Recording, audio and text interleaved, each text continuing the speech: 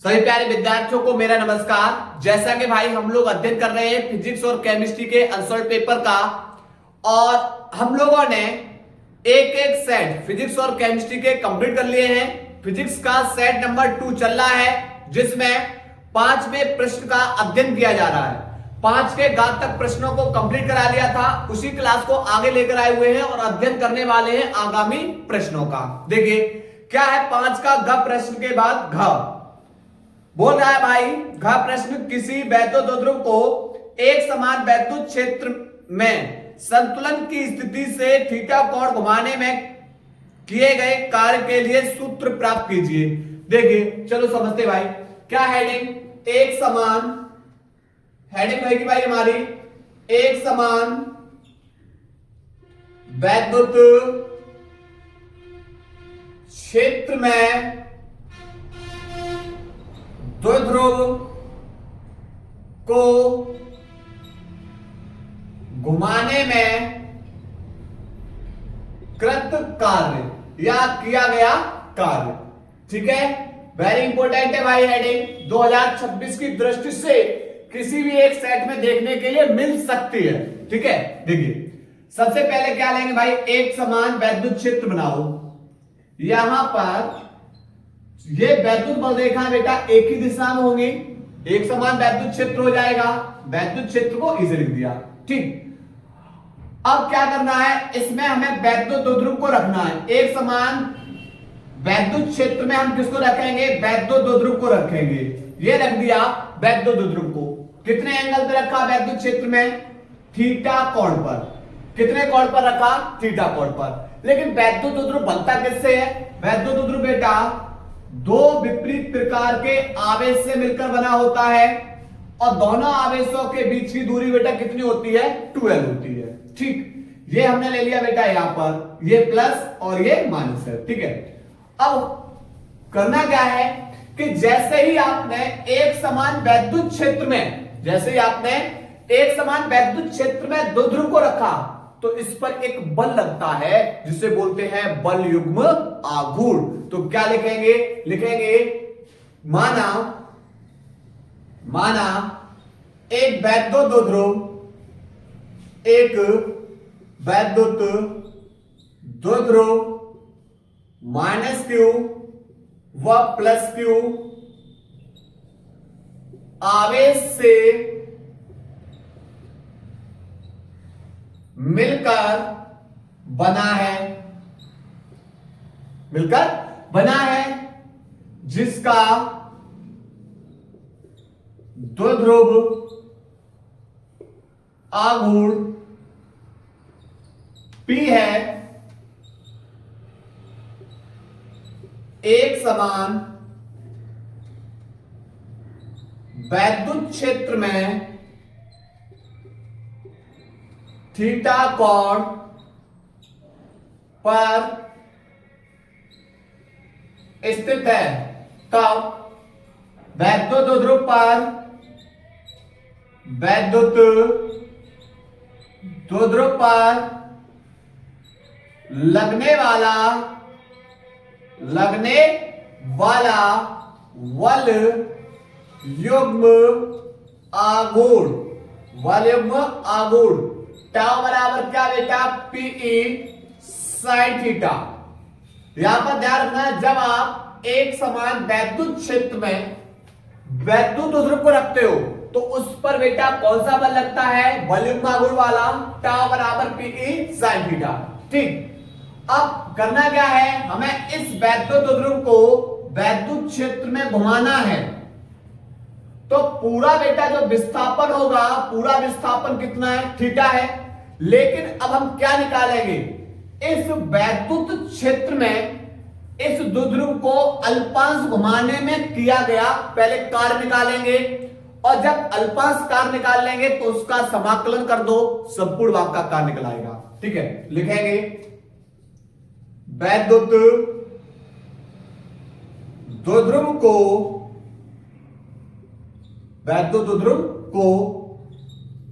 अल्पांश विस्थापन में किया गया कार्य अल्पांश विस्थापित करेंगे। ठीक है, देखिए कार्य तो अल्पांशी कार्य होगा, कार्य बराबर होता है बल गुणा विस्थापन। तो बल हमारा बलयुग्मा गुण है विस्थापन, पूरा विस्थापित बेटा कौन बेटा थीटा है, अल्पांश कितना हो जाएगा, तो आप बोलोगे सर डी थीटा हो जाएगा। अल्पांश के लिए क्या लगा देंगे डी। ठीक है, टाउ का मान उठाओ यहां लगाओ, तो टाउ बराबर हो जाएगा पीई साइन थीटा और ये क्या है डी थीटा। तो अल्पांश घुमाने में किया गया कार्य इतना। लेकिन बेटा प्रारंभ में मैंने मान लिया प्रारंभ में जो दो ध्रुव की स्थिति थी वो θ1 थी, लेकिन अब इसे घुमाकर इसकी जो द्वितीय स्थिति ले आए, ये प्लस का क्यू ये माइनस का क्यू, और इसे घुमाकर बेटा कितना ले आए हम θ2 स्थिति पर। तो हमें कहां से कहां तक कार्य निकालना है, θ1 से θ2 तक दो ध्रुव को घुमाने में किया गया कार्य। θ1 से θ2 तक दो ध्रुव को घुमाने में किया गया कार्य। तो आप बोलोगे ये जो अल्पांश इत्तुसा छोटे से हिस्से का सूक्ष्म खंड का कार्य निकाला है ना, इसका समाकलन कर दो। कहां से कहां तक दो ध्रुव को घुमा रहे हो, θ1 से और कहां तक θ2 तक। ठीक है, चलिए लगाओ मान भैया, मान लगाओ भाई। इसका dw का मान है PE sine theta d theta. ठीक, अब समाकलन बेटा पीई का नहीं होगा, पीई को बाहर निकाल लो। समाकलन होगा किसका, समाकलन होगा θ1 से θ2 तक साइन थीटा का, किसके सापेक्ष डी थीटा के सापेक्ष। ठीक है, तो अब इधर कर दे रहे बेटा, देखो इसके बाद W बराबर हो जाएगा P साइन थीटा का डी थीटा के सापेक्ष बेटा जो समाकलन होता है वह होता है माइनस के कॉस थीटा, पर इस पे लिमिट लगी हुई है। इस पे क्या लगी हुई है, लिमिट लगी हुई है। कहां से कहां तक, θ1 से θ2 तक का निकालना है। तो θ1 से θ2 तक का। अब करना क्या है, थीटा की जगह θ2 लगाओ, थीटा की जगह θ1 लगाओ और ऊपर वाली लिमिट में से बेटा घटा दो नीचे वाली लिमिट को रखकर। देखो तो पीई माइनस के कॉस थीटा की जगह θ2 में से घटाओ माइनस के कॉस थीटा की जगह θ1 को रखकर। आप बोलोगे सर ये माइनस माइनस प्लस हो जाएगा, कर दो। तो पीई माइनस के कॉस θ2 और प्लस के कॉस θ1। ठीक, अब प्लस वाले को पहले लिख दो, माइनस वाले को बाद में। तो W बराबर हो जाएगा पीई कॉस θ1 माइनस के कॉस θ2। तो ये बेटा निकाल लिया हमने वैद्युत द्विध्रुव को घुमाने में किया गया कार्य। क्लियर, तो ये निकला, नोट करिए भाई इसको। इसके बाद भाई आगे देखो अब क्या करना है, अतः अब जो ये हमारा वैद्युत द्विध्रुव है साम्य की स्थिति अर्थात θ1 बराबर 0 से हम बेटा कितना घुमा रहे हैं, θ2 बराबर, जो ये θ2 है ना प्रारंभ में बेटा वैद्युत क्षेत्र की दिशा में था। प्रारंभ में ये वैद्युत द्विध्रुव मैंने मान लिया वैद्युत क्षेत्र दिशा में था, साम्य की स्थिति में था अर्थात θ1 बराबर 0 से बेटा इसे कितना घुमा रहे, θ2 बराबर थीटा कौड़ी विस्थापन करने में किया गया कार्य। तो देखो हम लिखेंगे अतः वैद्युत द्विध्रुव को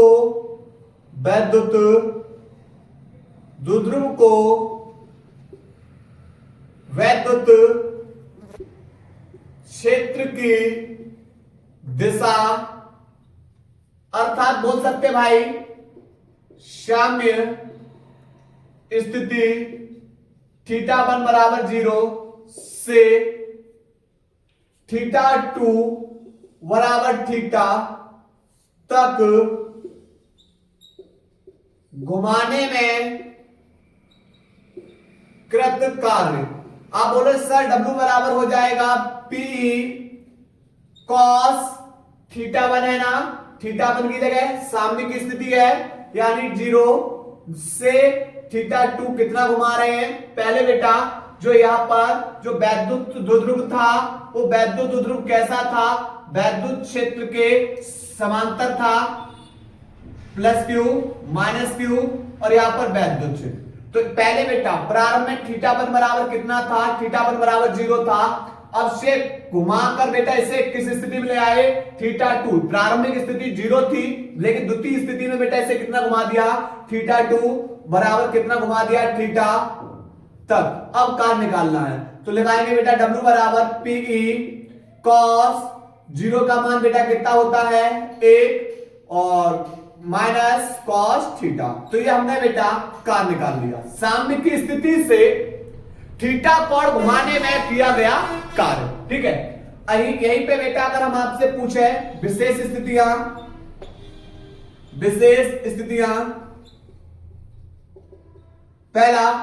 पहला ये कि जो वैद्युत द्विध्रुव है, इस वैद्युत द्विध्रुव को घुमाकर कैसा कर दिया गया है, प्रारंभ में बेटा θ1 बराबर 0 था, से घुमाकर बेटा इसे कितना कर दिया गया है, इसे वैद्युत द्विध्रुव को वैद्युत क्षेत्र के लंबवत कर दिया गया है। कैसा कर दिया गया है, लंबवत। यानी पहले तो ये वैद्युत द्विध्रुव वैद्युत क्षेत्र के समांतर था, लेकिन इसे घुमाकर, जब समांतर था तब θ1 बराबर 0 था। ठीक, अब घुमाकर कितना कर दिया गया भाई, इसे लंबवत कर दिया, वैद्युत क्षेत्र के लंबवत कर दिया। तब लिखेंगे पहला स्थिति में लिखेंगे वैद्युत क्षेत्र को वैद्युत द्विध्रुव को वैद्युत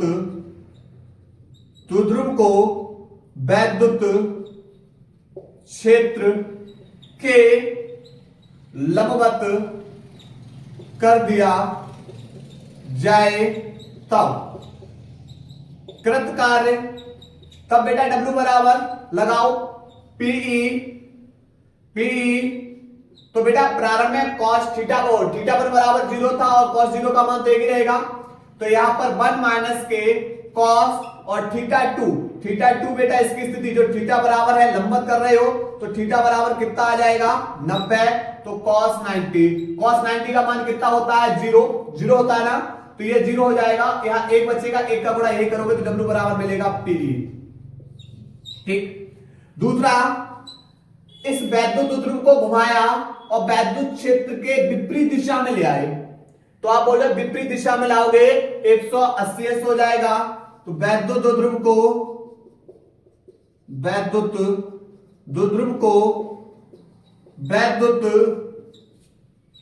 क्षेत्र के विपरीत दिशा में घुमाने में कृत कार्य, आप बोलोगे सर W बराबर हो जाएगा, यानी जब विपरीत दिशा में घुमा रहे हो तो θ बराबर 180 हो जाएगा, तो W बराबर PE 1 माइनस cos, और द्वितीय स्थिति बेटा θ बराबर लगा 180 और 180 का मान माइनस के 1 होता है, तो PE 1 और माइनस के 180 का मान माइनस के 1 प्लस का 1 हो जाएगा, तो PE कोष्टक में 1 और ये प्लस 1, तो कितना हो जाएगा W बराबर हो जाएगा 2PE। और इस स्थिति में बेटा जो कार्य है वह कार्य कैसा हुआ है, अधिकतम। ठीक है, तो ये हमारा पूरा का पूरा क्वेश्चन हल कर दिया। आपका यहीं तक पूछा था, मैंने आगे भी हल कर दिया। इसको स्क्रीनशॉट लीजिए भाई इसका।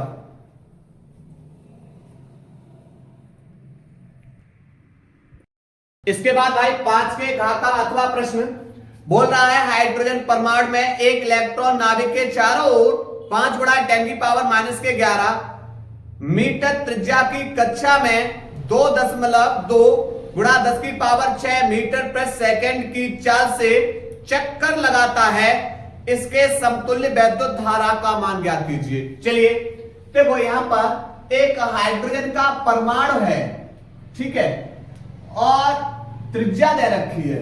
कितनी दे रखी है, सवाल लिखेंगे भाई, दिया है क्या क्या डाटा दे रखा। इसकी जो त्रिज्या है 5 गुणा 10⁻11 मीटर की, ये तो बेटा त्रिज्या हो गई। इतनी त्रिज्या में बेटा ये जो हाइड्रोजन का परमाणु है इसकी त्रिज्या ही हो गई, और इसमें एक इलेक्ट्रॉन, यानी इलेक्ट्रॉन की संख्या n बराबर कितना है, एक इलेक्ट्रॉन। ठीक है, अब क्या कर रहा है, किस चाल से b बराबर 2.2 गुणा 10⁶ मीटर पर सेकंड, इतने वेग से ये क्या कर रहा है, चक्कर लगा रहा है। तो भैया हमें समतुल्य धारा पूछी है, तो I बराबर होता है Q/T। लेकिन बेटा हमें इलेक्ट्रॉनों की संख्या नहीं दे, हमें इलेक्ट्रॉन की संख्या दे रखी है, आवेश नहीं दे रखा है। तो Q बराबर N/E/T। बेटा N को मान कितना है 1, और 1 इलेक्ट्रॉन पे आवेश 1.6 गुणा 10⁻⁻⁰ अब समय की थोड़ी चर्चा कर रहे हैं। देखो जब कोई कण वृत्ताकार पथ पर गति करता है तो गति करने में लगा समय क्या कहलाता है, परिक्रमण काल कहलाता है। ध्यान रखना भाई इस चीज के बारे में, मैंने इसलिए लिख दिया, यहां पर लिखा है कि जब कोई कण वृत्ताकार पथ पे गति करेगा तो गति करने में लगा समय क्या कहलाएगा भाई, उसका परिक्रमण काल कहलाता है। ठीक, तो भैया यहां पर समय बराबर निकालना है, तो समय बराबर हो जाएगा दूरी बट्टे चाल, दूरी बट्टे चाल, क्योंकि चाल बराबर होता है दूरी बट्टे समय। बेटा समय निकालना t, भाई दूरी, भैया यहां पर कोई कण वृत्ताकार पथ पे तो गति कर रहा है, और पथ पे गति कर रहा है तो पथ हमारा कैसा है, ये परिधि के रूप में है, और परिधि बराबर बेटा 2πr बट्टे किस चाल से, b वेग से। लगाओ भाई इस t का मान, तो यहां से 1.6 कैसे मल्टीप्लाई करो, ये रहेगा इंटू 10⁻⁻⁹ बट्टे t का मान लगाओ 2πr/b, b को ऊपर भेज दो, b को ऊपर भेज दो, तो I बराबर 1.6 इंटू 10⁻⁻⁹ वेग ऊपर आ जाएगा बट्टे 2πr। बेटा मान लगाओ, इनके मान लगाओ 1.6 गुणा 10⁻⁻⁹, वेग कितना है 2.2 गुणा 10⁻⁶ बट्टे 2π का मान 22/7 इंटू में r का मान 5 गुणा 10⁻⁻11। ठीक, 2 अंक दशमलव हटाओ 10⁻2, सीधा लिख दिया 10⁻2। ठीक है, अब 22 से 22 कैंसिल, ठीक है, और 7 है बेटा ये ऊपर भेज दो, तो 16 इंटू 7 इंटू 19 में से -19 में से प्लस के 6 गए तो -13। ठीक, और यहां पर देखो, यहां पर 11 प्लस के माइनस के ऊपर जाएंगे प्लस के 11, जे प्लस के 2 ऊपर जाएंगे माइनस के 2 बट्टे नीचे बचेगा 5 दूनी 10। ठीक, 16 सत्ते बेटा 112 इंटू 13 और 2 15 में से बेटा कितने गए 15 में से 11 गए तो बचेंगे माइनस के 4 और बट्टे 10। 10 का भाग करोगे 112 में तो 11.2 इंटू 10⁻⁻4, एक अंक दशमलव और इधर किसका लो तो 1.12 इंटू 10 कितना रह जाएगा 3। इतने एम्पियर की बेटा धारा प्रवाहित होगी। ठीक है, ये हमारा रहा आंसर। नोट करिए भाई, नोट करिएगा।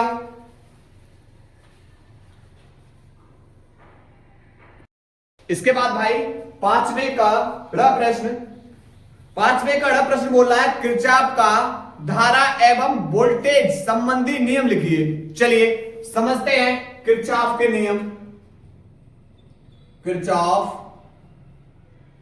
के नियम ध्यान रखना भाई, ये भी प्रश्न एक अपने आप में महत्वपूर्ण प्रश्न है और कहीं ना कहीं व्हीटस्टोन से तो या किरचॉफ के नियम में से एक प्रश्न आप लोगों से पूछ ही लिया जाता है। समझो इसका भाई प्रथम नियम समझने वाले हैं। पहला कौन सा नियम? प्रथम नियम। और ये कौन सा नियम है? प्रथम नियम संधि एवं धारा का नियम। भाई संधि का नियम अथवा धारा का नियम। संधि अथवा किसका नियम भाई? धारा का नियम। ठीक, पहला नियम क्या है भाई? प्रथम नियम में जो वैद्युत परपथ है, वैद्युत परपथ में संधि पर मिलने वाली समस्त धाराओं का बीजगणितीय योग शून्य के बराबर होता है। कैसे? समझो, मान लिया कि आप बेटा ये दो पाइप से पानी लेकर आ रहे हो एक जगह, दो पाइप से पानी लेकर आ रहे हो, ठीक।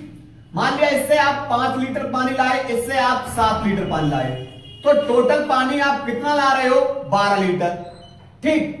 अब दो पाइप से तो पानी लेकर आए, अब आपने बेटा क्या किया, मैंने मान लिया कि 3 पाइप से आप पानी लेकर जाओगे, इससे, इससे और इससे, 3 पाइप से, और इन सबका जहां आपने ज्वाइंट किया है उसी को तो भाई क्या बोलते हैं? संधि।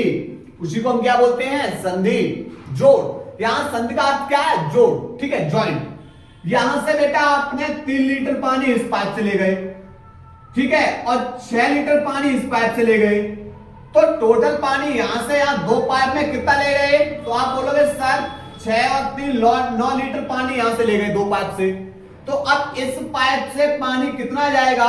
तो आप बोलोगे सर 7 और 5 12 लीटर पानी इस संधि पर लेकर आ रहे थे, 2 पाइप से 9 लीटर ले गए, बचा 3 लीटर पानी, वो किससे लेकर जाएंगे हम? इस वाले पाइप से। तो जब 3 लीटर पानी तुम इस पाइप से ले जाओगे तो फिर यहां कितना बचा? तो आप बोलोगे सर यहां पर तो पानी शून्य बचा। तो मैं यही तो बोल रहा हूं, क्या बोल रहा हूं कि भैया किसी वैद्युत परिपथ में संधि पर मिलने वाली समस्त धाराओं का बीजगणितीय योग किसके बराबर होता है? शून्य के बराबर, ठीक है। तो बेटा हम इसको अब रब करके धारा से संबंधित बेटा परिपथ बना दे रहे हैं, ठीक है। किससे? धारा से संबंधित। देखो यहां पर बेटा 2 वायर से तो धारा लेकर आ रहे हैं, I1 और I2, इन 2 तार से धारा लेकर आ रहे हैं और 3 तार से धारा लेकर जा रहे हैं। यहां पर I3, I4 और I5, ठीक। तो समझो यहां पर क्या होगा, तो अब ये क्या है? यहां पर ये संधि है, इसी को क्या बोल रहे हैं? संधि। तो आप प्रथम नियम लिखोगे किसी वैद्युत परिपथ में संधि पर मिलने वाली समस्त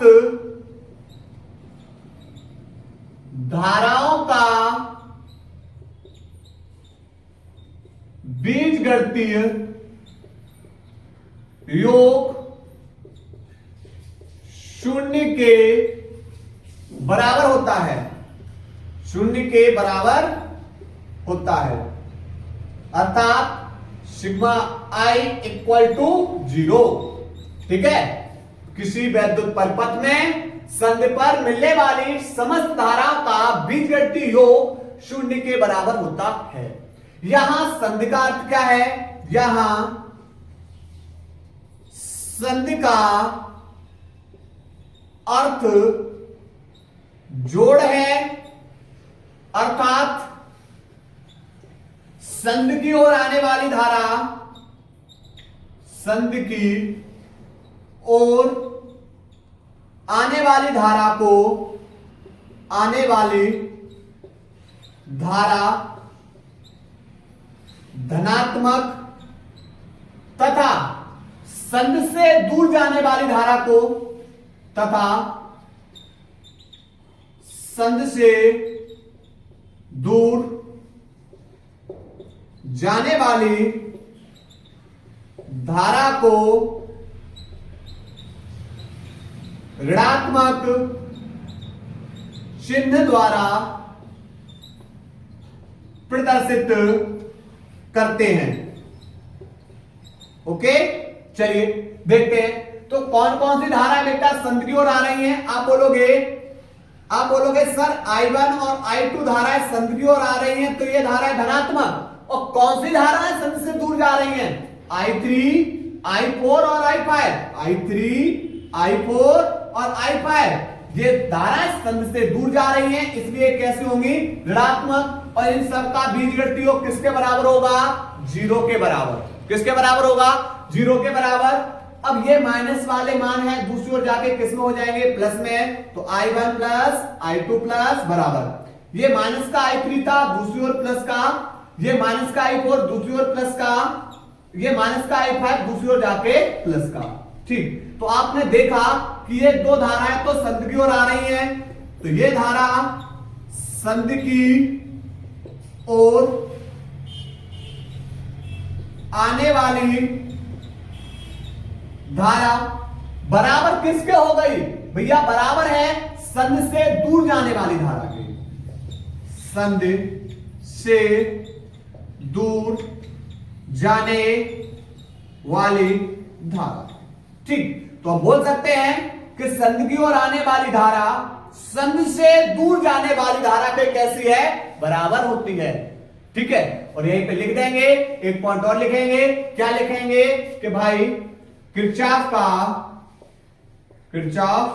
का प्रथम नियम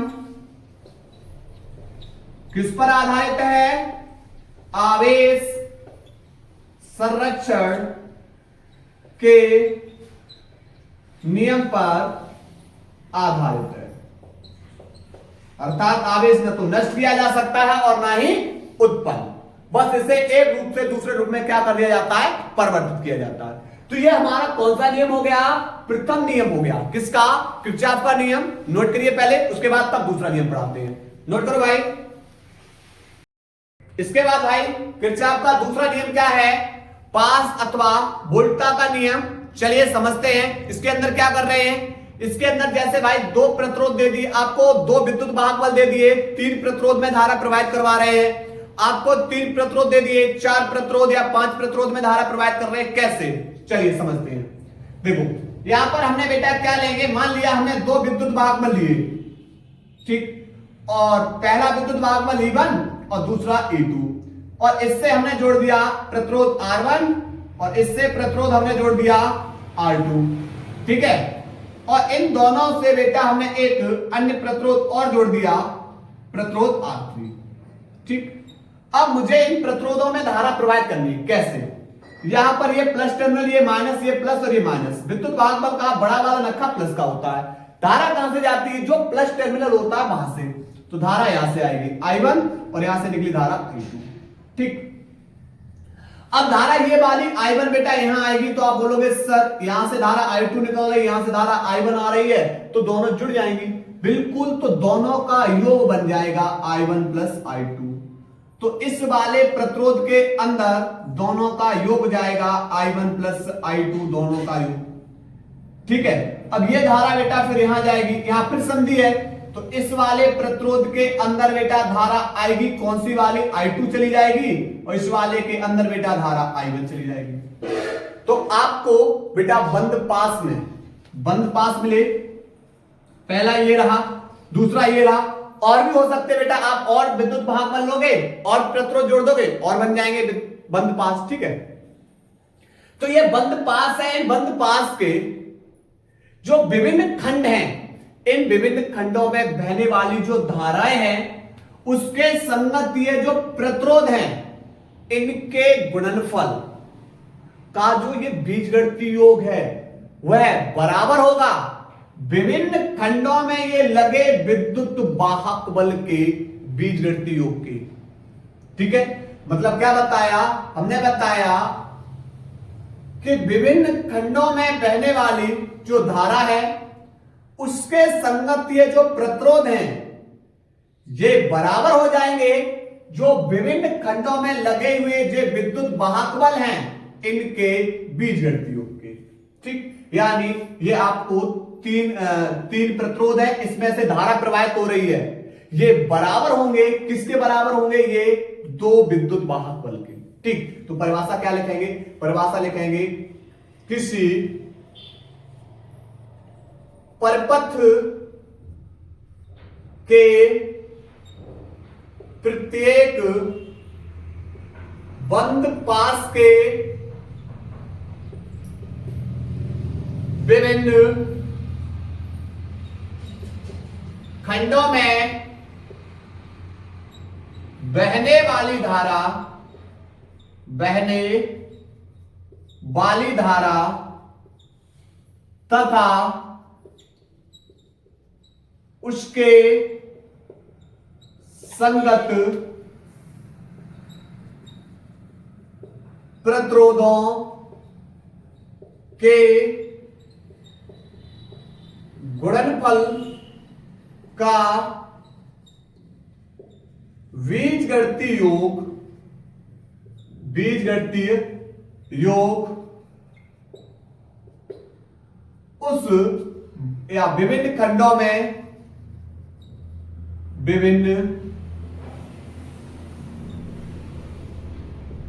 में लगे विद्युत वाहक बल के बीजगणितीय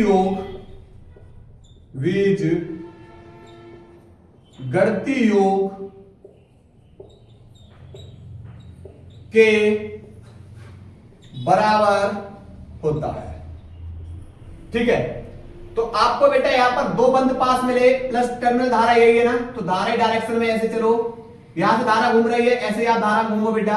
ठीक, तो आपको दो बंद पास मिल गए।